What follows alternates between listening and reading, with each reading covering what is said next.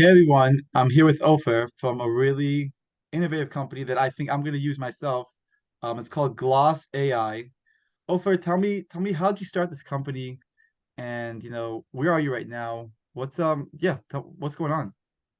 And cool. Hey, Shaul. It's great to be here. Thanks a lot for having me. Yes.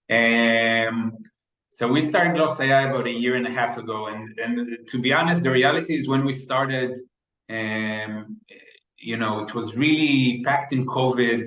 Everything was starting to move to video, and when me and my partners Ayal and Adi started a company, we really started knowing kind of, oh my God, video is taking over, and everything's done on Zoom, and you really use Zoom for everything, and there's no way to consume all of this content.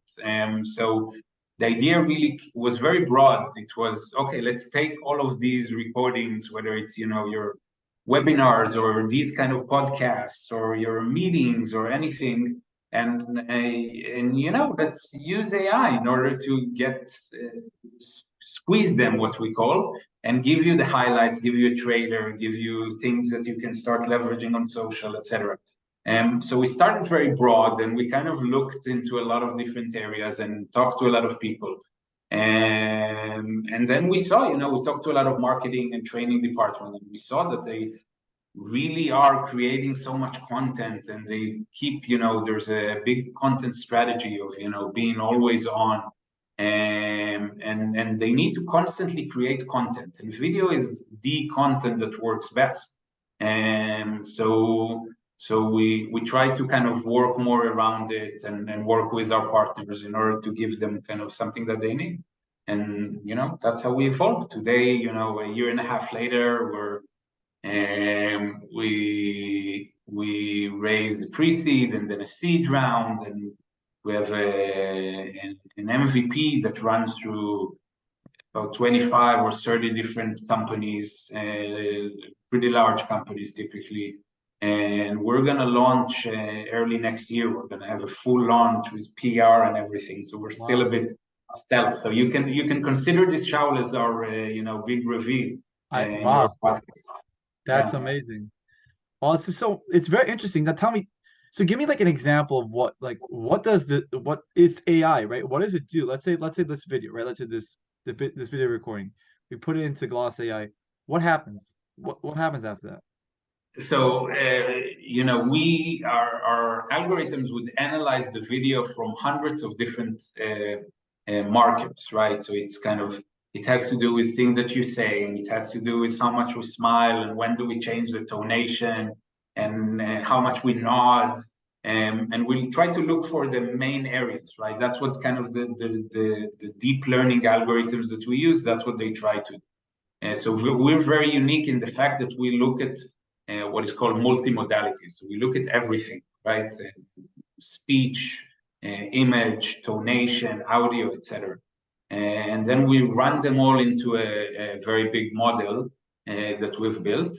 And this would extract many different types of outputs. So in fact, really dozens of outputs. So I don't know if you use it, but many people that would run podcasts or webinars, they would take this 20 minutes, 30 minutes, an hour long video, and they would use service providers and video editors to kind of take, social snippet and take the highlights and take a trailer. And this takes a lot of time, both for you and you need to invest quite a lot in video editors in order to do it. And so what we're trying to do is to do this automatically for you and save you all this time and hassle, and also enable you to choose things that really help converting. So out of this video, you will get dozens of snippets, 10 to 30-second long snippets, and you would get a trailer, and you would get multiple kind of long form micro learnings. These would be a minute or a minute and a half.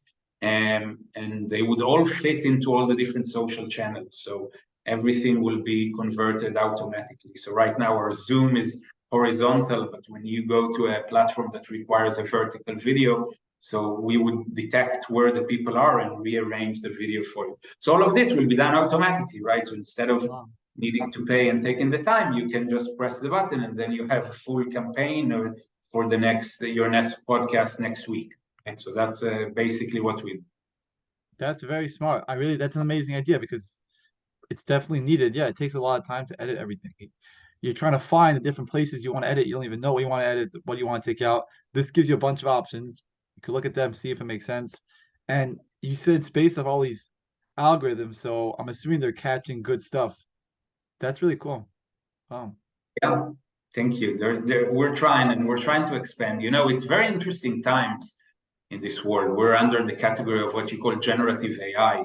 And some very, very big VCs are talking about the fact that in 10 years from now, 50% of the content online will be generated by AI. This is insane. Imagine how much content. And companies can't keep up with creating so much content all the time, and making something that is good for YouTube, but then it's not good for Twitter, and then it's not good for you for Instagram or what have you. So this ability of taking companies' content and repurposing it automatically for them, and that's really the core thing of what we do. Right today, it's about long form to short form videos, but in the future, the idea is to expand to any piece of content that you want to deliver in a short form video format, then we will be able to do it for you. Wow. Yeah, this idea, I mean this concept, it's needed. That's it. So that's a really cool that I'm happy you guys are doing it. Someone's doing it. Now And I, tell me what's your background? Like how like what's are you computer science, like military what did you do in previously? so I was a mix, actually. All of us three partners, we met each other at Intel. That's when Intel. probably all of us started our careers. I came from software. All of us came from software, and they were much better than me, by far better than me.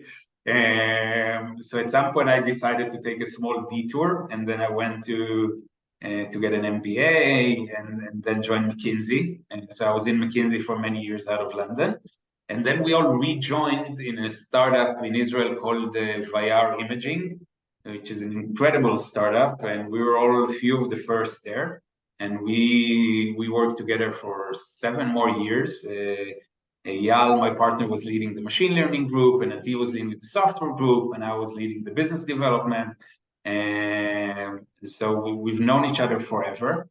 And I come from a mix. I think typically, I shine in areas where technology is quite complicated, but you need to know how to build a simple product out of it and how to explain this. And these are the areas I like. So there's so much tech going on in the background, which always gets me much, uh, very excited.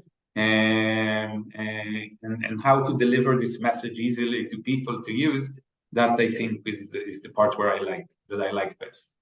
Gotcha. That's really cool. Now, so tell me, besides for you and the other two founders, how many employees do you have? Do you have people writing code? Like, tell me about that. Yes. Yeah, so we're about 25 people. That's pretty big. And yeah, so it's a pretty big team, which is a very, very interesting phase in a company. So most are R&D. We have three teams in R&D: front end, back end, and DevOps, and algorithms and machine learning. And so it's a mix of very young and very experienced people, that come from military experience, especially in the algorithms, are people that have a lot of experience in AI. And then we have our product team and operations team. So there's sales, etc. So there are a few more. But it's really interesting times, because it gets to a point that it's already a real company. You have serious customers and big brands that are very demanding. We want to give them an amazing experience, and so they will never ever consider not using us in the future. So we're really trying to build kind of a great partnership with them, and we're still a young team, so you need to maneuver and know kind of constantly how to prioritize and what to do first, what to do later. So it's a very, very interesting time. I love it. I really love it. It's probably a little scary sometimes because you're like, this is real. Like I have this whole thing going on, and people are relying on me. Companies are relying on me, and they're trusting me. So I got to get it done. Totally. It's so scary. I think, sometimes, as everyone in their role, right? But I think as CEO, you have so many things, on your mind. And is this customer, are we really going to deliver on time what they're expecting us to deliver? And are we really going to get ready to the next investment round? And there are so many things. So it's totally scary. It's a very emotional experience. And I never, everyone's talking about the fact that there's ups and downs, and one day you're happy, and the next day, but experiencing that is just something that I personally never experienced before. It's very, very intense emotionally to experience that. So it's really important to also keep a balance, because you need to also communicate good things, to everyone, and you need to maintain balance of how you view things, and put things in perspective. But it's really scary. I've spoken to a lot of CEOs, and yeah, the one thing that everyone has in common is you don't know what's going to happen. You have no idea what's going to happen next. Anything can happen.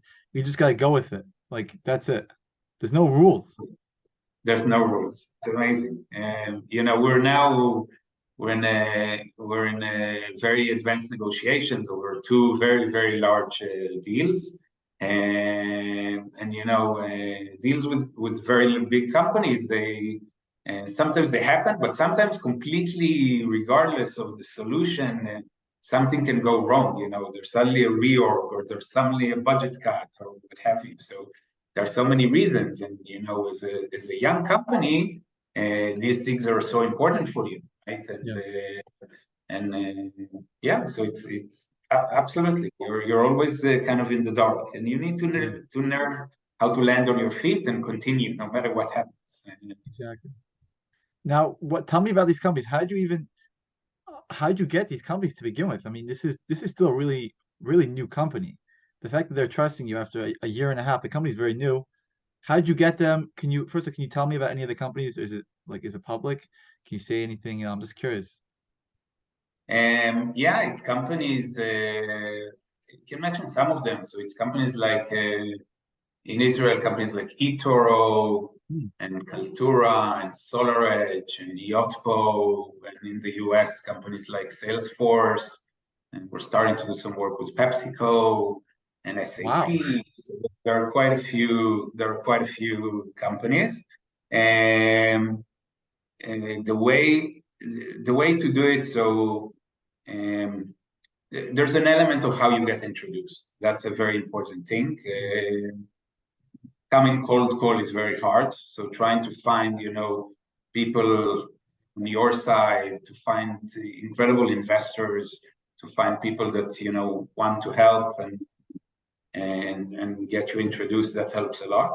And then it's really about listening, right? I think, I came from business development in my previous company, and I always tell people that, sales is a bit like being a shrink. Some people think that being a sales guy is all about, being slick and kind of. To me, it's really about really being a shrink, trying to listen to the other side, trying to understand really what really is problematic for him, trying to, or her, of course, trying to see what are his complexities of getting something approved, etc., and then trying to craft a way to move forward. So it's really about kind of trying to find the next point that you can jump, and that's something that we do a lot, and that's something that we're trying to do. And so that really helps us navigate, how to work with each of these. It's obviously not easy, because they're very demanding, in a good way, I'm saying. So yeah, I think it's finding a balance between what you're willing to do specifically for them versus what your product is. And so that's kind of, I think, the art in it. Gotcha. I mean, that's very smart. Listening. and then responding. Don't you try to sell someone a product, they don't hear, it doesn't connect with them. Let them hear what they need, and then you tell them this is what we can offer you. It's always better to let someone else let's hear what they have to say before we tell them, because we have no idea what they're gonna say. They can be completely off, like whatever we think that they need. That's cool. Yeah, that's very smart. And apparently it's working. I don't know. It's early days, it's hard to tell. It's really positive, but we want to keep our heads, down and deliver. Proof is on us. There's no still need to build our brand, need to build our product, etc. So people will come and return and have a scalable model. So it's a very promising start, but it's still a start. So there's really a very, very long way to go still. Yeah. Now tell me, where are you guys based at? What city do you have most of the employees in? So we're in Tel Aviv mostly. We're now opening an office in New York as well, but we're now in Tel Nice. Aviv. And we're in WeWork in south of Tel Aviv. It's called Hazerem. And we work hybrid. So Tuesdays we're always in the office, everyone. And other than Tuesdays, everyone can choose whatever they want. And we have seats available for everyone, but everyone based on what they want, so if they prefer to come, they can come. If they prefer to work from home, they can work from home. And we trust everyone to know, and it's better to come. When you have integrations, you need to work with some people, then typically people would come. But we're all adults, so everyone knows what they need to do, and everyone does what they do and what they prefer. And I can tell you that, this was something at the beginning we were concerned, like we're gonna know, and etc. But I think it's so amazing to see how it encourages diversity in the team, because suddenly we have now more than 35% women in the company, and we worked really, really explicitly very hard on this because we think that's extremely important.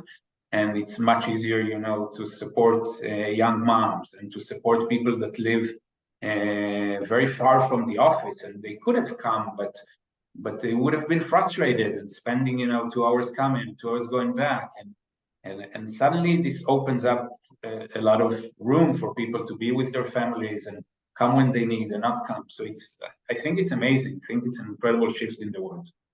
I agree. Give people flexibility. Yeah, exactly.